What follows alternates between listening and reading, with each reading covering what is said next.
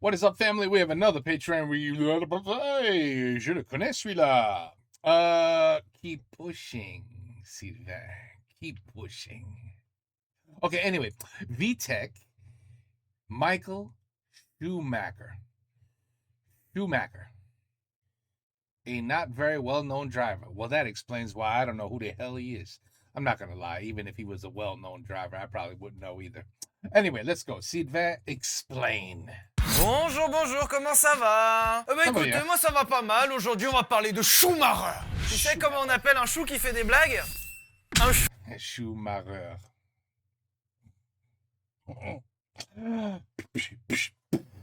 Schumacher, j'espère que ça va pour vous. Moi, j'avais très envie de vous parler de Michael Schumacher. Normalement, j'ai une audience qui est plutôt autour des 18-35 ans, ce qui fait que normalement, si vous voyez cette vidéo, vous voyez qui est Michael Schumacher. Et normalement, vous l'avez forcément vu déjà conduire une F1. Après, je viens de capter en disant ça que dernière année de Schumacher où il gagne, c'est 2006. 2006-2024, 18 ans. Ce qui fait que je suis vieux de ouf, putain. Quoi? C'est quoi? Tu es vieux.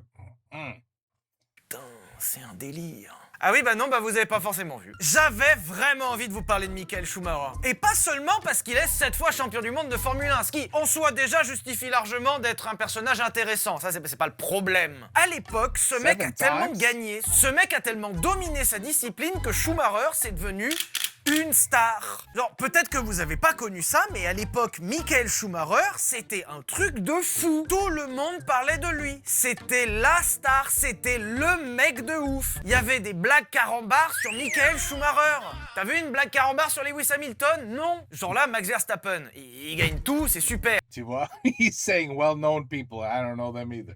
Il a même battu certains records, Michael Schumacher, d'accord. Est-ce que Max Verstappen est passé chez Michel Drucker? Non. Est-ce que Max Verstappen a son personnage dans Cars? Non. Michael Schumacher, oui. Bah ouais, Michael Schumacher a un personnage dans Cars. Eh bah oui. Sébastien Vettel, c'est 4 fois champion du monde de Formule 1. Est-ce qu'il a fait une pub pour le Fiat Multipla? Non. Mais Michael, c'est impossible. Je l'ai vu. Multipla Fiat, singulier et pluriel. Et il a pas joué dans Astérix et Obélix, alors que Schumacher, si. On va les battre. Ok, on y va. Ok. Tout va bien, Michael. Tu as un dixième de sablier d'avance.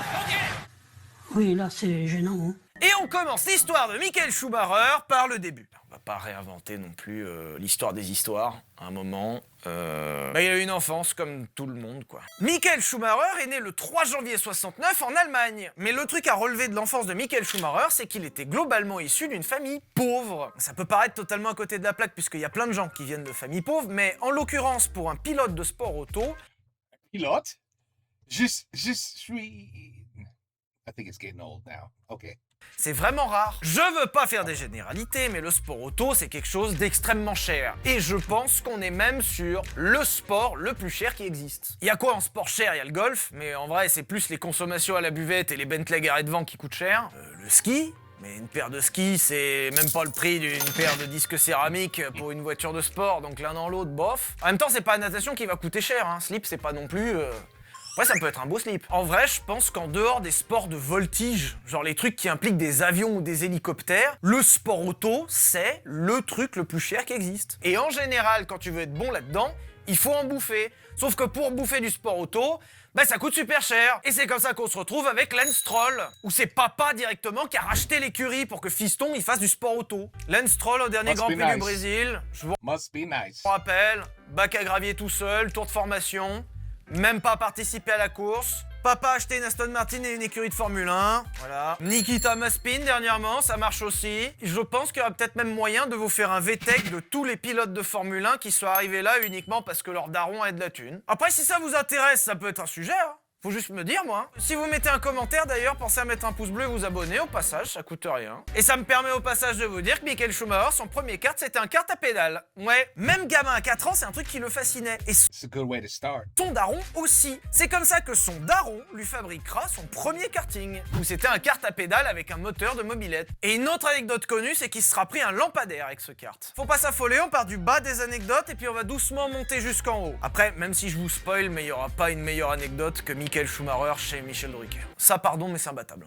Et oui, Hamilton, je m'en tape, mais alors, Michael Schumacher chez Michel Drucker, waouh, waouh. Et le jeune Michael Schumacher sur son petit kart trafiqué, bah, il aime bien ça. Il commence à rouler et il demande à son père de lui fabriquer un kart un peu plus sérieux. Et c'est comme ça que son père lui fabriquera son premier vrai kart. Premier vrai kart avec lequel il ira rouler sur la piste la plus proche. Et le pire, c'est que même si c'était un bricolage, et bah, il était pas mauvais. Pas mauvais au point où avec ce kart tout pourri, il finira par battre plusieurs autres gamins. Notamment un dont son père est pété de thunes. C'est un mec qui s'appelait Gerd Noack et qui avait fait fortune en étant vendeur de tapis. Et pas une blague. C'est-à-dire que le premier mec qui a mis de l'argent dans la carrière de Schumacher était littéralement un vendeur de tapis. Et il battra un autre gamin qui était le fils d'un certain Monsieur Dilk. À une lettre près, il s'appelait Monsieur Dick. C'est ma pire blague depuis le début. Et au début, ces deux Mr. Dick? personnes vont commencer à être... Very rare name in English. Dick. Very rare. Il s'appelait Monsieur Dick. Mr. Dick. Normally, that's the first name. It's like, damn, your name is Dick? Well, hi, Dick. Even that just is funny. Like, hi, Dick. Hi, Dick. I mean, hi, Dick. Oh, I can't. Don. I'll just call you Don, okay? Tu vois, Dick is a problem. C'est ma pire blague depuis le début. Et au début, ces deux personnes vont commencer à être un peu des mécènes de Michael Schumacher. Ils vont lui acheter de l'équipement, des pièces pour son karting, puisqu'à la base, son père récupérait des pièces usées après les courses de karting de la piste d'à côté. Et pardon, mais l'histoire, elle est trop belle. Michael Schumacher va commencer à faire quelques courses en local et va commencer à être super pas mauvais. Au point où le fameux Monsieur Dilk, qui l'a accompagné dès le début, va commencer à l'emmener au niveau supérieur. D'abord régional, puis national. Et il va tellement l'emmener loin que ça va devenir en quelque sorte son manager. Manager, c'est très vite dit, c'est plus savoir comme un mentor, comme un coach, où en gros il va l'accompagner partout, même quand ses parents l'accompagneront pas. Michael Schumacher s'exprimera sur cette période, notamment chez Michel Drucker. Je suis désolé de vous donner l'une des meilleures anecdotes dès le début, même si, rassurez-vous, j'en ai plein. Mais Michael Schumacher, d'accord, on prend cette info là, mais là, a vraiment participé à Vivement Dimanche avec Michel Drucker. L'image existe. Je suis le seul que ça rend fou. Ça me rend zinzin cette anecdote. Et dans cette interview, il s'exprimera sur son enfance, notamment sur le fait que Jürgen Dilk l'a accompagné un peu partout, même quand ses parents voulaient pas l'accompagner, parce que ses parents voulaient pas interférer et réduire leur relation. L'idée, c'est qu'ils voulaient se mettre un peu en recul pour le laisser faire sa course. Et aussi parce qu'il commençait à avoir un peu peur pour lui, parce que Michael Schumacher, il commence à conduire vite. Et Monsieur Dilk, il a un plan. Il veut emmener Schumacher faire le championnat d'Allemagne de karting. Rien que ça. Je rappelle qu'il y a 3 quarts d'heure, il roulait sur un kart à pédale et il donnait une interview à Michel Drucker, pourquoi pas. Mais surtout, il voit en Michael le potentiel pour être champion du monde. C'est ce qu'on peut appeler être visionnaire. Et accessoirement, en 85, il termine 2e du championnat du monde de karting. Voilà, je rappelle que là, il a 16 ans et qu'il est déjà quasiment champion du monde de karting. Je sais pas ce que vous faisiez à 16 ans, moi je faisais rien de bien glorieux. 16 ans, je devais être certainement en train de manger mes crottes de nez. 2009, je jouais à GTA 4 en online, avec le casque, avec une seule oreille. Rappelez-vous, vice-champion du monde de karting. Je suis une merde. Bon, 87, c'est champion d'Allemagne, champion d'Europe. Ce qui est bien, c'est qu'à l'époque, il était déjà énervant. Et c'est que le début, hein, dans 87, là. Hein. Alors, 87, c'est aussi l'année où, dans une réalité parallèle, Michael Schumacher arrête le sport auto. Ouais. En fait, cette année-là, ses parents lui ont mis plus ou moins un ultimatum, où ils lui ont dit, globalement, si tu peux arrêter, s'il te plaît, le karting et aller à l'école, puisque, bah, à force de faire des courses de karting, en fait, il allait pas vraiment à l'école. En même temps, c'est difficile d'être champion d'Allemagne, d'Europe, et aller à l'école dans tout ça. Déjà que j'avais du mal à aller à l'école juste quand j'avais que ça à faire. Et spoiler, il a pas écouté. Non, il s'en est foutu. En gros, ses parents le menaçaient, il lui a dit maintenant tu vas à l'école, et il a dit ok, pousse, je m'en fous. Et autre anecdote, c'est dans ces années-là aussi où Monsieur Dilk, lui aussi, va essayer de faire en sorte qu'il arrête. Cette fois-ci, la raison, c'est que Monsieur Dilk a perdu un ami très proche en sport auto, et voyant que Michael pouvait lui aussi perdre la vie en sport auto, il lui a demandé gentiment, s'il te plaît, est-ce que tu peux arrêter? J'ai eu beaucoup de peine, j'ai perdu un ami proche. J'aimerais pas que tu termines comme ça, tu vois, c'est mignon. Il lui a dit, ok, je m'en fous. On peut pas lui enlever, il est déterminé, hein. Ça, on peut pas lui enlever, ça. Et en 87, Michael Schumacher va commencer à faire de la Formule Ford. En gros, c'est un peu à voir comme de la F4 au Grand Prix Explorer. C'était des formules d'accès pour les pilotes plutôt jeunes qui étaient pas mauvais. Et lui, il est pas mauvais, puisqu'en 88, il fera vice-champion. Derrière Mika Salo. Je l'ai juste cité parce que son nom me flingue de rire. Il y a un mec sur la ligne qui s'appelle Salo. Il va se faire repérer pour faire de la Formule 3 et en 89, il va gagner le titre. D'ailleurs, qui donnera lieu à une image où un moment avec Mika Hakkinen, qui lui non plus était pas mauvais, il y aura une espèce de passe d'armes un peu solide, quoi. En gros, il y a Mika Hakkinen qui se rapproche dans le dernier tour, et puis Michael qui allait se faire dépasser, bah il se décale et il flingue Hakkinen. Ah, il va bien, hein, va bien. Mais sa voiture, elle est pas bien sur le moment. Voilà. Et ça commence déjà à marquer surtout un truc, c'est que Michael Schumacher, il est déterminé. Alors déjà, il a dit à tout le monde d'aller se faire foutre quand ils lui ont demandé d'arrêter, ça c'est pas le problème. Mais surtout, Michael Schumacher, en piste, il est... Alors ça, je vous le donnerai en anecdote après, mais il y a un moment où il enlève son casque et il va se taper chez McLaren. Vraie anecdote. Ah. Et on arrive I've surtout en seen 91, shit où like that, Michael yeah. Schumacher va commencer en parallèle un programme d'endurance chez Mercedes et va faire les 24 heures du Mans. Et pour sa première participation, il finira 5e. Ce qui déjà, est intéressant parce que faire 5e aux 24 heures du Mans à son âge, c'est un peu cool, surtout avec une voiture pas très performante et pas très fiable. Mais surtout, à cette occasion, il va rencontrer deux personnes très importantes. Jean Todt et Ross Brawn. Les deux vont avoir leur importance dans l'histoire, j'y viens. Et c'est en 91 que Michael Schumacher va enfin faire son entrée en Formule 1. Alors, l'entrée de Michael Schumacher en Formule 1, elle est un peu rigolote. Parce que pour ce sujet-là, Michael Schumacher, il avait en quelque sorte un agent. Agent qui cherchait absolument à le caler en Formule 1, peu importe où. Sauf que vous savez, en Formule 1, les places, elles sont pas illimitées, il y en a très peu et bien gardées. Donc il faut attendre qu'il y en ait un qui fasse une connerie. Et ce mec, ce sera Bertrand Gachot. Bertrand Gachot, vous le connaissez sûrement pas, c'est normal. Mais Bertrand Gachot, il s'est surtout illustré pour un truc. Il a fait de la prison. Alors, c'est pas une blague. Bertrand Gachot, c'est un pilote de l'écurie Jordan et à un moment où il est à Londres, il va se taper avec un chauffeur de taxi. Voilà. Je suis désolé, c'est l'histoire. Qu'est-ce que vous voulez que je vous dise? Et en se tapant avec le chauffeur de taxi, déjà il va le cogner un peu et surtout il va lui mettre un coup de lacrymo. Sauf qu'en Grande-Bretagne, utiliser un objet, c'est considéré comme une agression avec une arme. Et ça, c'est de la Non. prison. De ce que j'ai compris, You got on parle prison d'une for that? altercation. Une bagarre un peu chaude qui a fini avec un coup de lacrymo. Il a Wow. pris 18 mois à faire. Oui, That's là, à bullshit. ce moment-là, il déconne pas. Ouais. Je trouve que c'est un peu cher payé pour une tarte dans la gueule, Oui, mais en attendant, s'il avait pas fait ça, on n'aurait peut-être pas Schumacher avec ce palmarès-là. L'effet papillon. Connaissez l'effet papillon? Un petit truc quelque part devient un grand truc par ailleurs. Une tarte dans la gueule à Londres en 91 fait 7 fois champion du monde. Moi, ça me va, ça me fait des super anecdotes pour des super épisodes. Donc, moi, continuez de vous mettre des tartes dans la gueule. Son agent appelle le responsable de Jordan en lui disant « S'il te plaît, j'ai un mec, il est trop bien, prends Michael Schumacher, c'est super. » Ce à quoi il lui répond « Je ne sais pas qui c'est. Je sais pas qui c'est, j'ai une écurie de Formule 1. Oui, j'ai un siège libre en Formule 1, mais je sais pas qui c'est ton gars. C'est un mec, il est fort, il est champion de Formule 3. Et en plus, ça tombe bien puisque c'est pour le Grand Prix de Belgique et il a conduit sur Spa plus d'une centaine de fois. Donc t'inquiète, il est trop fort, c'est le mec qu'il te faut. C'est pas vrai, il avait jamais conduit à Spa, c'était pas. I was gonna Il est say rentré chez that, Jordan sur un mensonge. Après, encore une fois, super anecdote. Merci Sometimes beaucoup. you Je vous have rappelle to. qu'il y a Michel Drucker dans cet épisode. Et même si ce premier Grand Prix en Formule 1 termine sur une panne mécanique, en attendant dans les qualifs, il a fait mieux que son équipier, qui lui avait la voiture entre les mains depuis bien plus longtemps. Encore une fois, c'est énervant. N'hésitez pas à vous abonner, ça n'a aucun rapport. Et voyant ça, le directeur de l'écurie Jordan est vraiment intéressé. Il se dit putain, le mec qui m'a ramené, il est bon, il est fort avec la voiture tout de suite, alors que la voiture c'est plus ou moins un saucisson. Et en voyant ça, le directeur d'écurie veut lui faire signer un contrat. Sauf que c'est à ce moment qu'entre en jeu un certain Flavio Briatore. Oh Flavio, comment tu vas? Ça va? Ouais. Qu'est-ce que tu deviens? J'ai vu, t'étais chez Alpine ce mois-ci là. Oh là là, putain, en plus on a fait un VTEC sur toi. Je parlais de toi il y a pas longtemps. Paf, tu reviens en Formule 1. Et si vous vous rappelez bien de l'épisode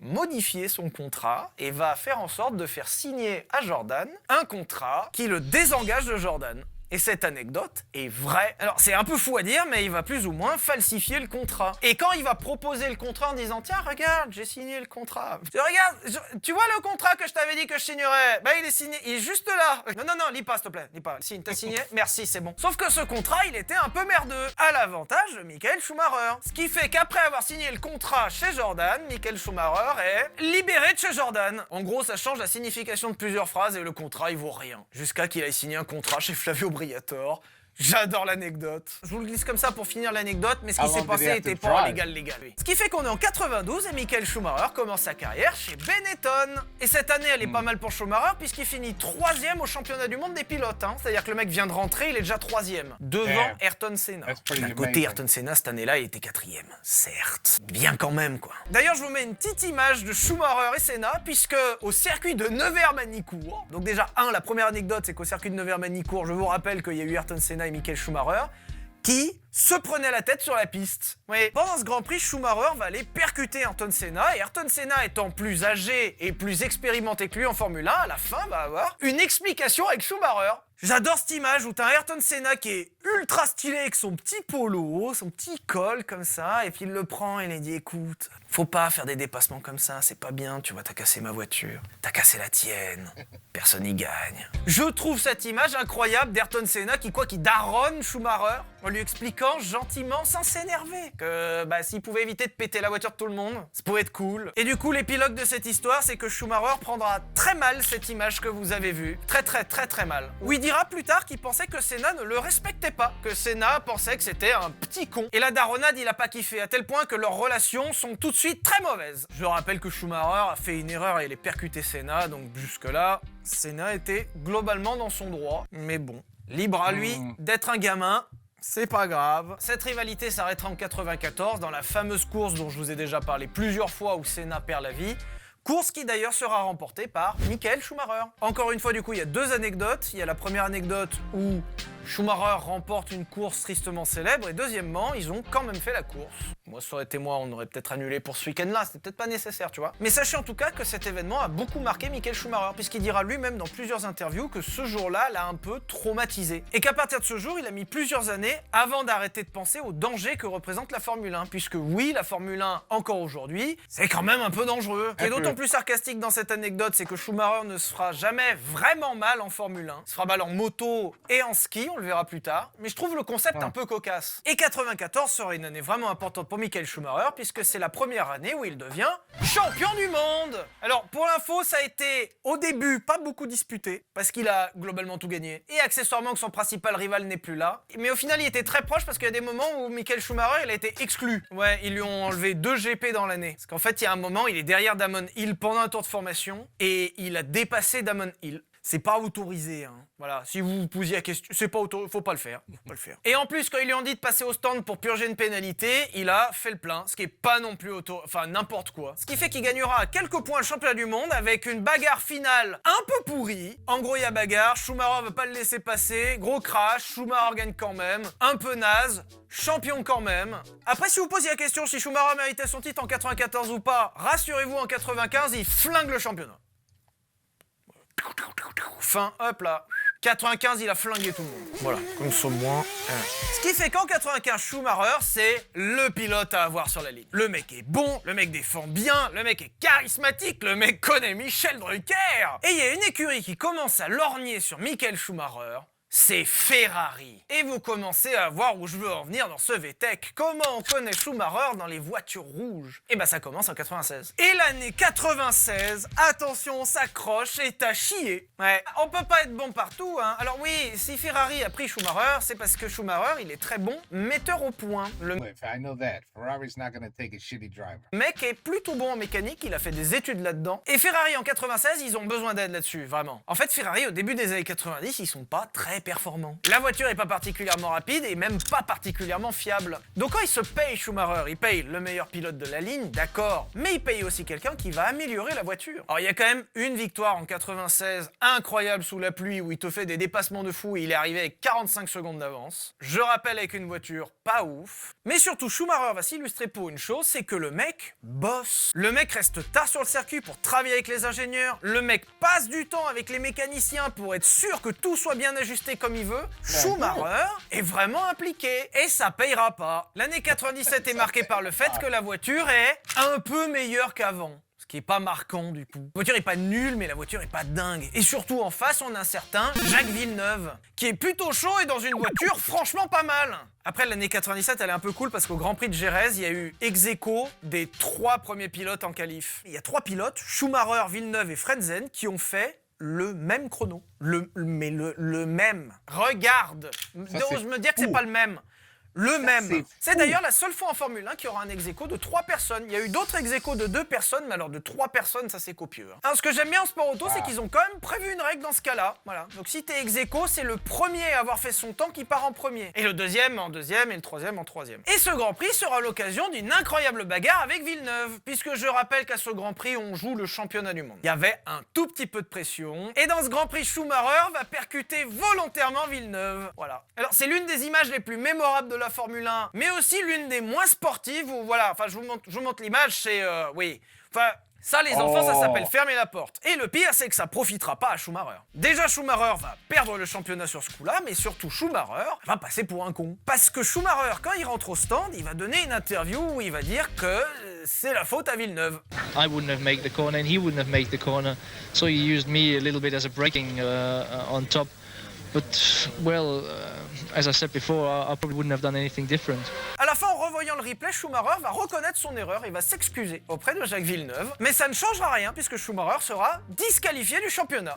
Voilà. Il garde ses victoires, il garde ses points et juste plus dans le championnat. Et en plus, il va prendre une sauce dans la presse. L'année 98 ne sera pas vraiment payante pour Michael Schumacher non plus, mais nous donnera l'une des images les plus incroyables de la Formule 1. Chaque année, c'est une image incroyable. En gros, il y a un Grand Prix où ça joue le championnat du monde. Encore. Et il y a un problème, c'est qu'à un moment, Schumacher, en voulant dépasser Mika Häkkinen, le percute. Et en le percutant, il a perdu un tout petit élément de sa monoplace, à savoir une roue. Alors déjà, premièrement, on a cette image où Michael Schumacher rentre au stand sur 3 roues, ce qui est incroyable. Mais surtout, Schumacher sort de la Formule 1, un poil énervé, et alors là, il enlève son casque et il court chez McLaren pour aller se taper avec Coulthard. Incroyable. Genre, regarde, il y a un moment où ils vont se cogner. Ils vont se cogner. Il est entouré de plein d'autres gens derrière qui lui font arrête, tu vas te faire exclure, on va pas le taper. Il s'en fout, lui. Alors, Schumacher, il était aussi connu pour ça. Il était un peu sanguin, le garçon. C'est-à-dire que quand ça montait vite. Et en 99, attention, il a toujours pas gagné. Alors, je suis en train de vous parler d'un mec qui a gagné 7 fois et pour l'instant, il a pas vraiment gagné chez Ferrari. Rassurez-vous, ça arrive. Et on est en 99 et c'est une année vraiment compliquée. Année compliquée puisqu'en Grande-Bretagne, à Silverstone, il a un gros accident. Accident qui va lui casser la jambe droite. Et je sais pas si vous êtes au courant, mais la jambe droite, en général, en sport auto, ça peut servir. C'est pas nécessaire, on peut conduire avec des commandes au volant, mais disons que c'est plus pratique. Mais le problème, c'est qu'il s'est pas cassé la jambe droite, il s'est brisé la jambe droite. C'est-à-dire vraiment, c'est un puzzle, sa jambe droite. Hein. Ce qui va lui causer plus de 3 mois de convalescence. Et comme tous les grands sportifs, quand tu commences à te péter des trucs, ça commence à sentir le roussi. Il va revenir plus tard dans la saison pour essayer de faire en sorte que Ferrari gagne le championnat du monde des constructeurs, ce qu'il va arriver à faire, mais pas au prix d'une saison incroyable. Ouais, sa jambe lui fait encore très mal et il est moins performant qu'avant. Il est peut-être revenu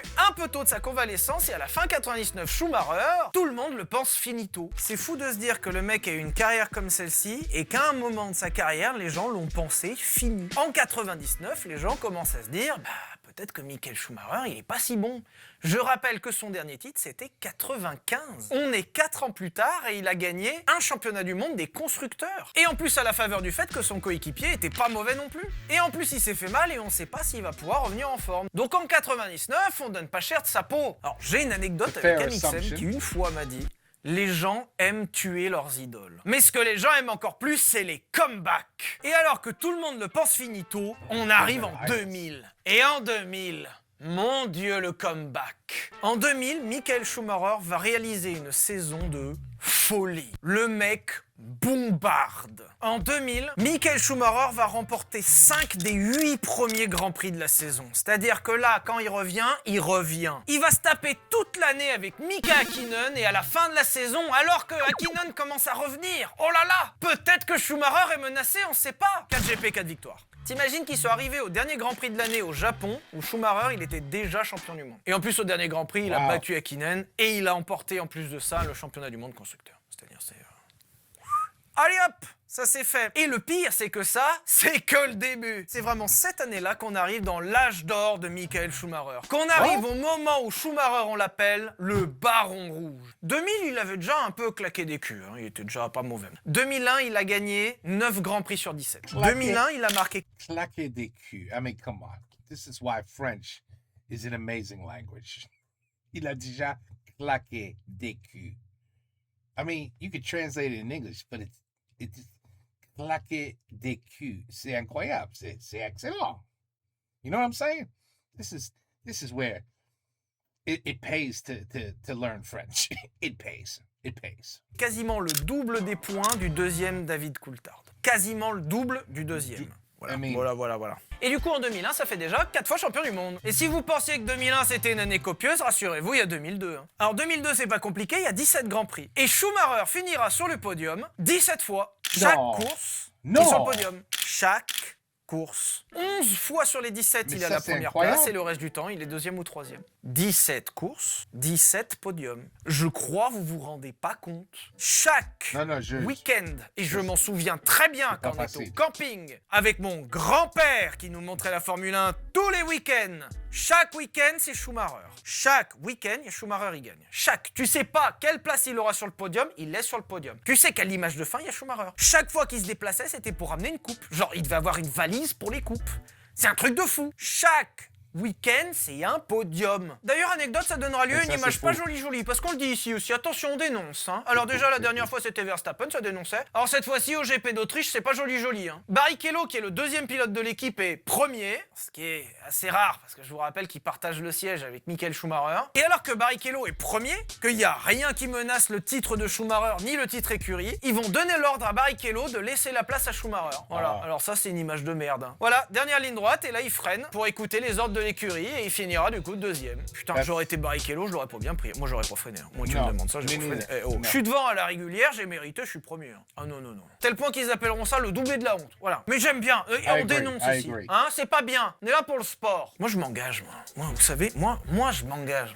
Moi, j'ai des positions tranchées, d'accord? Moi, je trouve que le sport, c'est mieux quand c'est sportif. Sylvain, les termes, d'accord? Le sport, c'est sportif. Là, il y a des gens, ils doivent être chez eux, ils doivent se faire « Putain, Sylvain, il dénonce tellement. Putain, c'est un truc de ouf. Sylvain, c'est un truc de ouf comment le mec dénonce. Genre, le mec, il aime le Racing, il dit « Vive le Racing.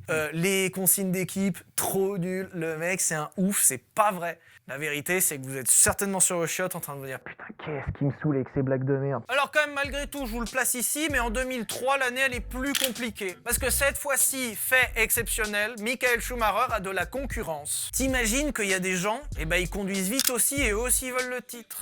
Non. They want to win too? 2003, il a pas tout gagné non plus. Genre, il y a des victoires, ils lui ont échappé. Il y a un moment, il a pas été premier. Comment on fait? Je sais pas. Les gars, comment on fait? Attendez, pardon. On a la meilleure voiture du plateau, on a le meilleur pilote du plateau, on n'est pas premier. Comment on fait? Qu'est-ce qui se passe? C'est quoi l'idée? On fait du golf maintenant? On arrête personne? On va sortir les doigts du cul un peu quand même ou pas? 2003 Ferrari. Bon, après ils se sont ressaisis, ils ont gagné le championnat. Pilote et constructeur. Oui, parce que là, je vous fais la blague, comme quoi il y a de la concurrence, malgré tout, Schumacher reste bien au-dessus. Et ça fait 6 titres de champion du monde. 6. Ce qui fait qu'à l'époque, en 2003, quand il remporte le titre, déjà il en a 6. Ce qui fait qu'il dépasse Juan Manuel Fangio, qui en avait 5, et devient le pilote de Formule 1 le plus titré de l'histoire. Extrêmement calmement, de façon très calme. Très calme. Qu'est-ce que t'as fait mardi, toi? Rien, moi j'ai dépassé Fangio. En fait, tu vois, j'ai un record que personne n'a jamais battu dans l'histoire du sport auto. Et moi, je suis dans mon bureau à parler des gens qui ont une carrière. Faut croire qu'en 2003, ça les a un peu énervés. Parce que chez Ferrari, je sais pas, peut-être le fait que juste quelqu'un essaye de remporter le titre, c'est des fous en fait. Donc chez Ferrari, les 3 qui dirigeaient là, Ross Brawn, Jean Todt et Michael Schumacher, ils vont tous se mettre en rond autour d'un truc en disant les gars, c'est pas compliqué, on va faire l'une des meilleures voitures de l'histoire de la Formule 1. Et elle sera pilotée par le mec qui a le plus de titres de champion du monde. Est-ce que c'est bien clair? Ce qui fait qu'en 2004, on n'a pas une victoire, on a une humiliation. Alors, je vous donne quelques chiffres de l'année 2004 de Ferrari. Prenez une chaise, un tabouret, n'importe, même par terre. Je vous donne quelques chiffres de l'année 2004 de Ferrari. Ferrari, en 2004, ne va laisser échapper que 3 victoires dans l'année. C'est-à-dire que sur les 18 Grands Prix, 15 ont été gagnés par une Ferrari. Et attention, quand c'est pas gagné, c'est sur le podium. Ça s'appelle être un peu violent. Sur les 15 Grands Prix qu'a gagné Ferrari dans cette année, il y en a eu 8, c'est des doublés, c'est-à-dire premier, deuxième. Ensuite, sur les 15 victoires, 13 c'est Schumacher. 13 sur 18, c'est Schumacher. Le reste du temps, il est deuxième ou troisième. Ensuite, en 2004, Schumacher, c'est 7 victoires d'affilée. Sur les 13, il y a un 7, c'est d'affilée. Le seul moment où il a été un peu emmerdé de temps en temps, c'est qu'il y a un mec qui s'appelait Fernando Alonso qui venait un peu faire chier. Un peu. Après, la suite de l'histoire nous apprendra qu'il fera beaucoup plus chier. Mais on est encore en 2004. 2004 est une année incroyable pour Ferrari et qui marquera là le 7e titre de Michael Schumacher en Formule 1. Ça y est, le mec a gagné 7 fois. Sauf que 2004 marquera aussi le changement de réglementation en Formule 1. La FIA qui organise les Grands Prix de Formule 1, ils ont un objectif, faire de l'argent. La FIA, Fédération Internationale de l'Auto, tout ça, c'est une entreprise qui fait de la thune, d'accord? Et And usually, all they think about is money, they ruin whatever they have that's working well. It's always happens. You know, that's working really well, but you know, if we change just that one thing, we can make more money. And that one change fucks it all up. But they don't care because it's all about the money. quand tu organises des Grands Prix de Formule 1, qu'est-ce qui peut t'empêcher de c'est faire de la avec thune? tout. Un pilote qui gagne tout. Le problème de cette domination incroyable, c'est qu'il n'y a plus d'enjeu. Je vous dis que chaque putain de week-end, Schumacher est sur le podium. Et autant vous dire que si vous avez à peu près mon âge, vous vous souvenez forcément de ces grands prix chiants comme la pluie. C'est toujours pareil, c'est toujours Schumacher qui gagne. Tout comme dernièrement, c'est toujours Verstappen qui gagnait. Et on s'emmerde. On veut de la bagarre, on veut du sport, on veut que ça se batte, on veut que ça joue le titre jusqu'à la dernière course. That's what happened with Mike Tyson. Remember Mike Tyson? That's what happened. It was like, you know, could somebody maybe try to fight this guy?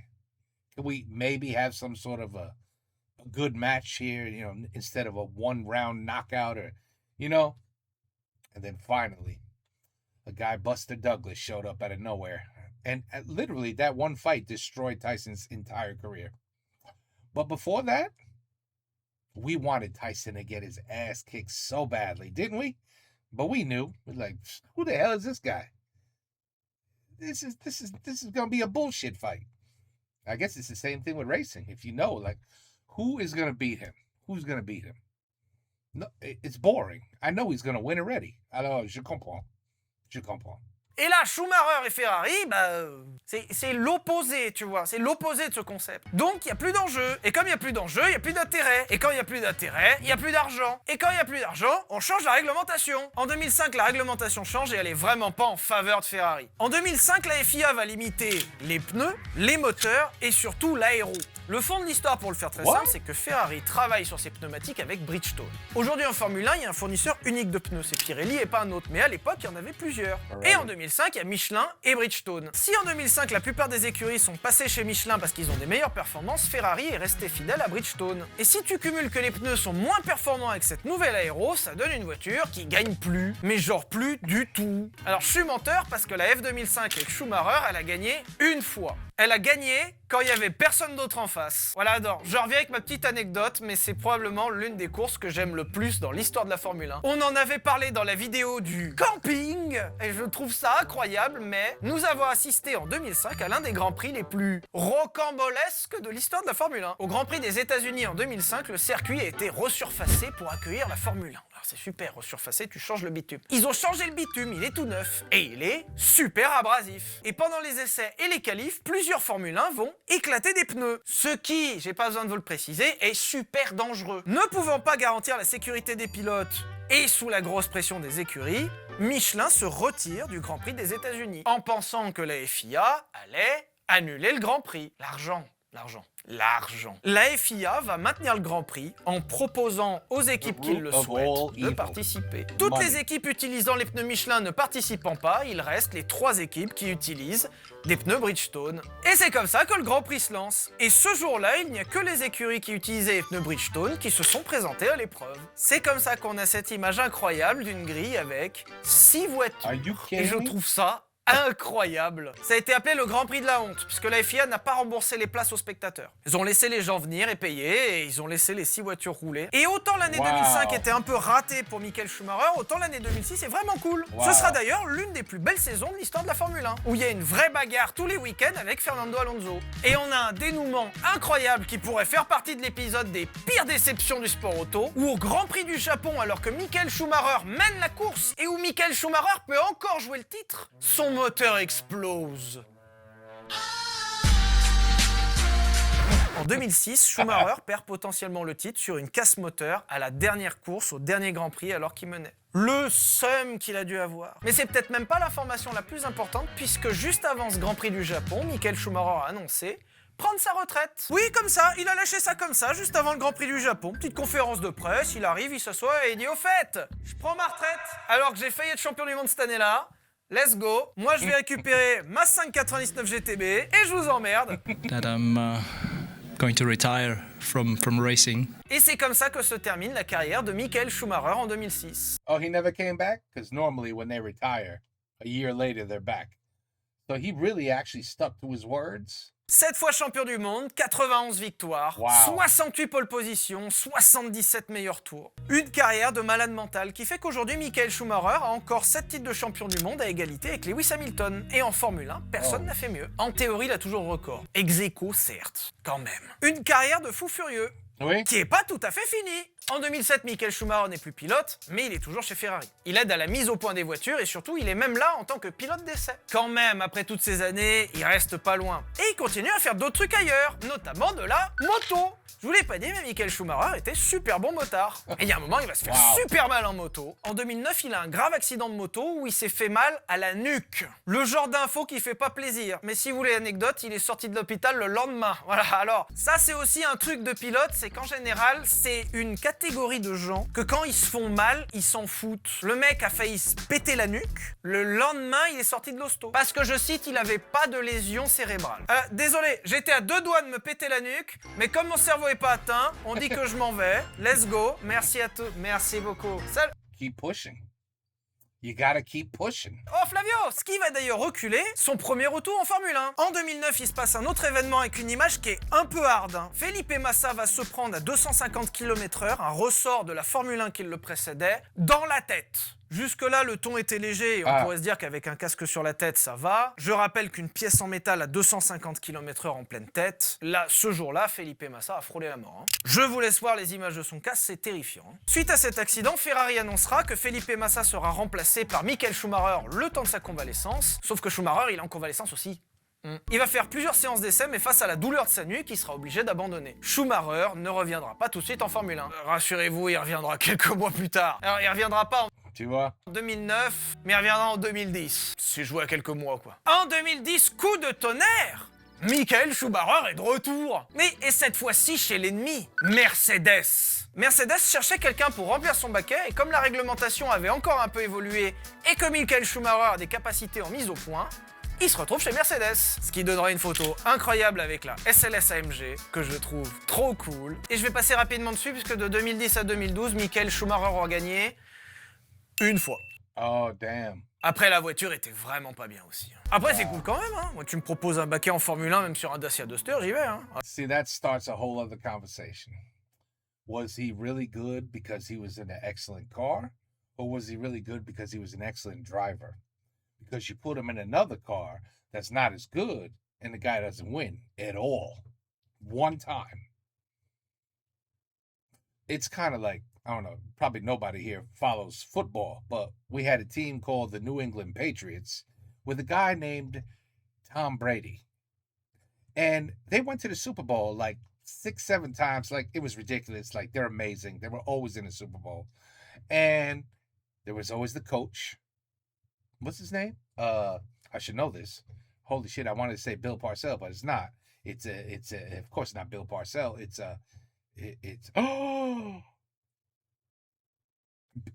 Oh my God, it's on the tip of my damn tongue and it's just not coming out. You guys are already telling me. Anyway, the coach, I can't believe it. Anyway, he was just passed up for a coach of fuck, I can't even think. But anyway, you got a coach and you got a player. And they kept saying, well, why do they keep going to the Super Bowl? Well, it's obviously because of the coach. He knows how to coach. The guy's amazing. But then when the coach got fired or the quarterback left the Patriots, that's what happened. The Tom Brady left the Patriots and started playing for other teams. The second he left, he won a Super Bowl with the Tampa Bay Buccaneers. 1 year. You know how hard it is to get to the Super Bowl and win it? Tom Brady did it in a year after he left the Patriots. I mean, that's just insane. So, and by the way, the coach never won, like the whole season records went to shit. 6-7 wins max a year after Tom Brady left. And then he finally got fired and no NFL team even hired him. Oh my God, it's on the tip of my tongue. But anyway, so who, My answer is Tom Brady was the only reason that the coach had such an amazing record. It wasn't a coach, it was Tom Brady. So over here, was it the car or was it the driver? They made him who he is, Mr. Cabbage Joker. What do you think? Obviously the guy could race, but put him in a car that he can't adapt to, he can't race. All those other Mercedes, all those other tournaments, didn't they have cars that all regulations are the same? Like same horsepower, same this, same, they're very picky. Every car can't go over. He just can't win with Mercedes. What does that mean? What does that mean? Did he only win because he was with the best freaking team in the world, Ferrari? Exactement.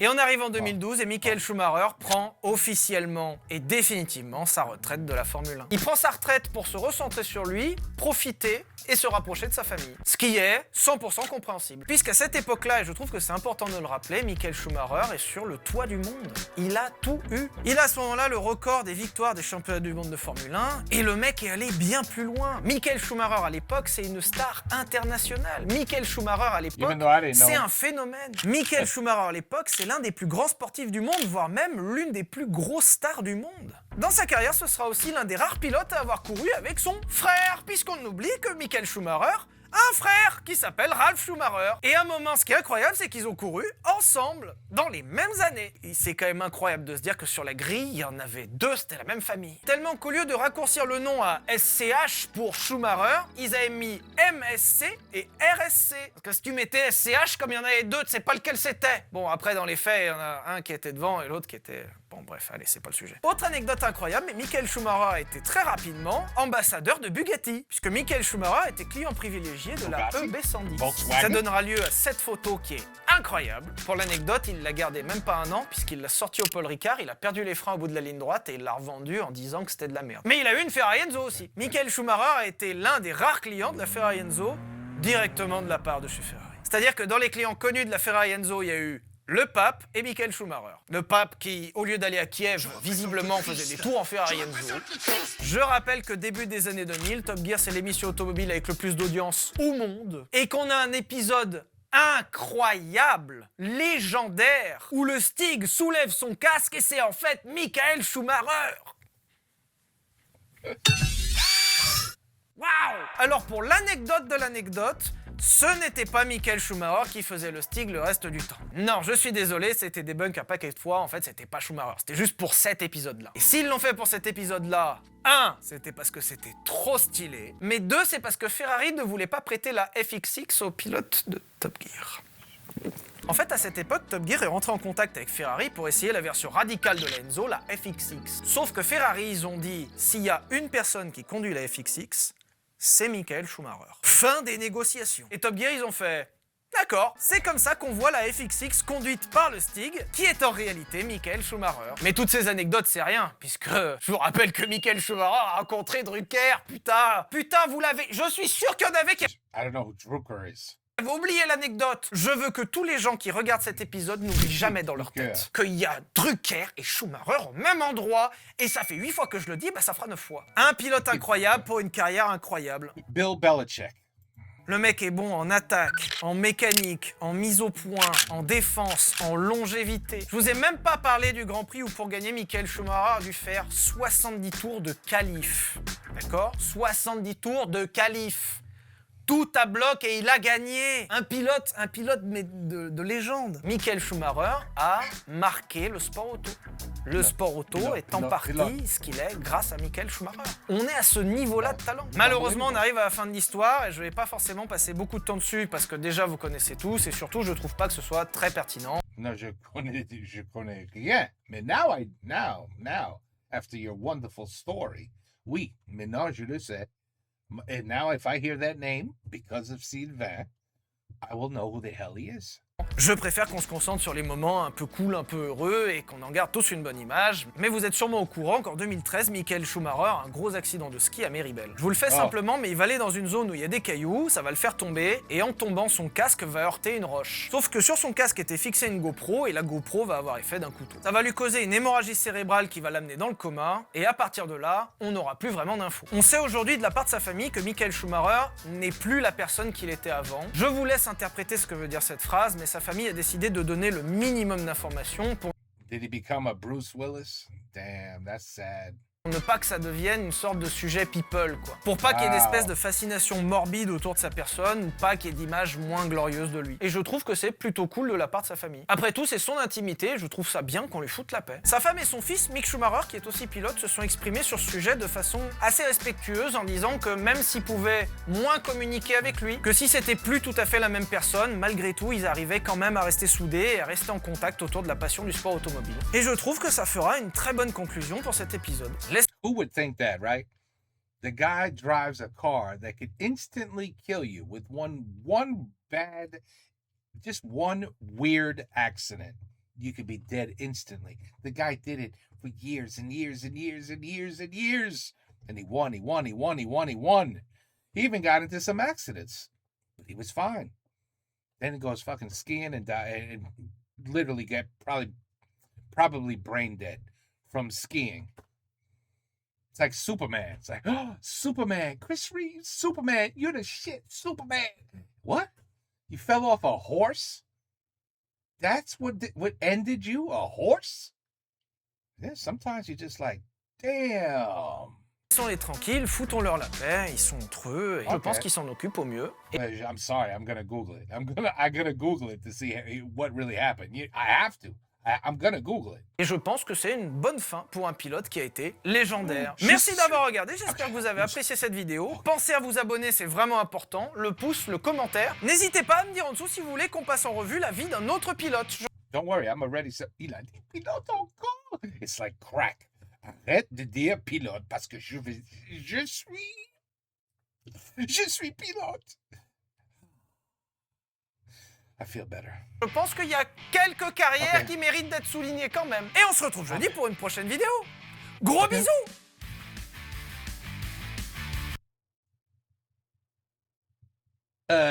Rouler avec des roues carrées.